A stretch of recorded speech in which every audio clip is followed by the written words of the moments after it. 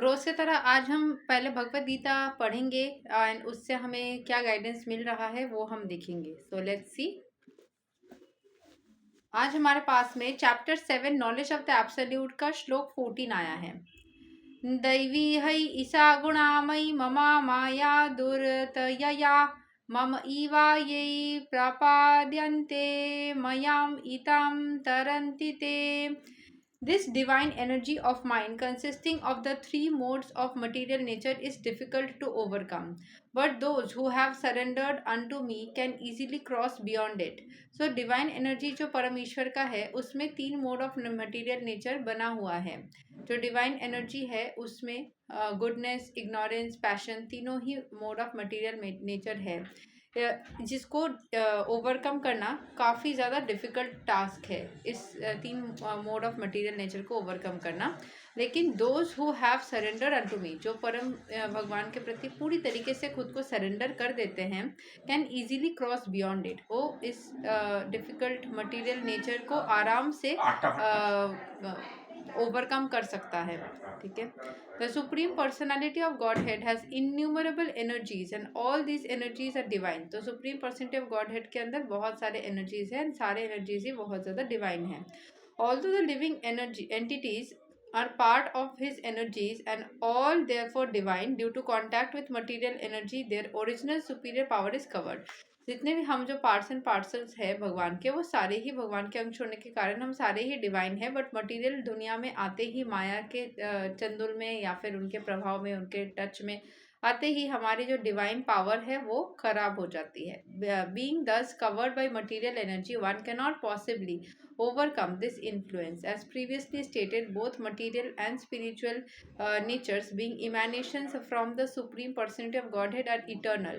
The living entities beyond belong to the eternal superior nature of the Lord, but due to the contamination by the inferior nature matter, the illusion is also eternal. The conditioned soul is therefore called Nitya Baddha, or eternally conditioned. No one can trace out the history of his becoming conditioned at a certain date in the material history. Consequently, his release from the clutches of material nature is very difficult. तो कब दुनिया में आकर के material चीज़ों के प्रभाव में हम कब कंटामिनेट हो गए, कब इन्फीरियर नेचर में चले गए, ये समझ पाना ही मुश्किल हो जाता है। तो हम उस मटेरियल क्लचेस में आने के बाद अपने आप, मतलब वो जो पावरफुल एनर्जी से इन्फीरियर एनर्जी में कन्वर्ट हो जाने के बाद में फिर वापस से स्ट्रॉन्ग हो पाना डिफ़िकल्ट हो जाता है। इसके लिए एक सुप्रीम विल की ज़रूरत है जिससे हम निकल पाएंगे। और inferior material nature defined herein as divine nature due to is divine connection and movement by the divine will. Inferior energy को भी डिवाइन के साथ कनेक्शन रहने के कारण डिवाइन नेचर का बोला गया है। Being conducted by divine will, material nature, although inferior, acts so wonderfully in the construction and destruction of the cosmic manifestation. The Vedas confirm this as follows.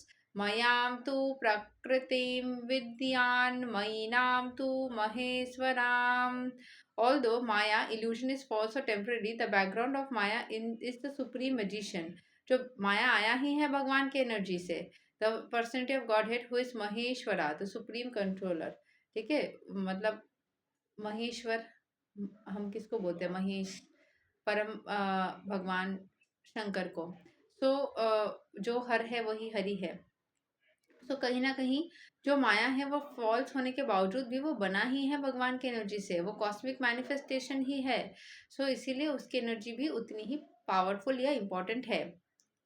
Another meaning of guna is rope, is to be understood that the conditioned soul is tightly tied to the ropes of illusion. A man bound by the hands and feet cannot free, जो 8 of swords का card होता है जिसमें उसका हाथ पैर आंख सब बंधा हुआ है और वो खुद को किसी भी तरीके से रिलीज नहीं कर सकता। And because the bound cannot help the bound, the rescuer must be liberated. So किसने बाधा किसको, ये ही समझ पाना मुश्किल हो जाता है। जिसको बांधा गया है, किसने उसको बांधा, उसको वो ढूंढ ही नहीं पा रहा है। सो इसीलिए जो रेस्क्यूअर है, मतलब जो उसको हेल्प करेगा, उसको भी हेल्प की ज़रूरत है। ये परम भगवान को हम यहाँ पे ना कंसिडर करके, अगर एक इंसान को दूसरे इंसान के हेल्प से ही निकलना पड़े ऐसे सोच लेते हैं, तो उस बेसिस पे हम ये बोल सकते हैं, देयरफॉर ओनली लॉर्ड कृष्णा और his bona fide representative the spiritual master can release the condition soul. एक आदमी दूसरे आदमी को हेल्प करना चाहेगा तो दोनों ही परेशान है, तो कैसे हेल्प करेगा? इसीलिए एक बोनाफाइड स्पिरिचुअल मास्टर की जरूरत है जो कि नॉर्मल एनर्जी से थोड़ा उठ के हैं। डिवोशनल सर्विस और Krishna consciousness can help one gain such release. अगर वो डिवोशनल सर्विस करता रहता है, भगवान श्री कृष्ण के आगे झुकता रहता है, तो वो सारे नेगेटिविटी से रिलीज हो सकता है। नेगेटिविटी मतलब क्या? अगर आपको सक्सेस नहीं भी मिल रही है तब भी आपको फर्क नहीं पड़ रहा है, अगर आप परेशानी में भी हो तब भी आप उसका हेल्प निकालने के लिए रेडी हो, आप रोते नहीं हो, परेशान नहीं होते, आप कंप्लेंट्स नहीं करते। सो devotional service or Krishna consciousness can help one gain such release. Krishna, being the Lord of the illusionary energy, can order this insurmountable energy to release the conditioned soul.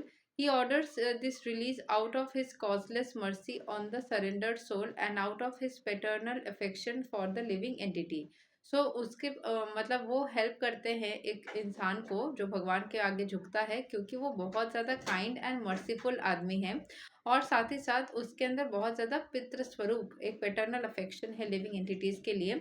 Who is originally beloved son of the Lord, therefore surrendering unto the lotus feet of the Lord is the only means to get free from the clutches of the stringent material nature।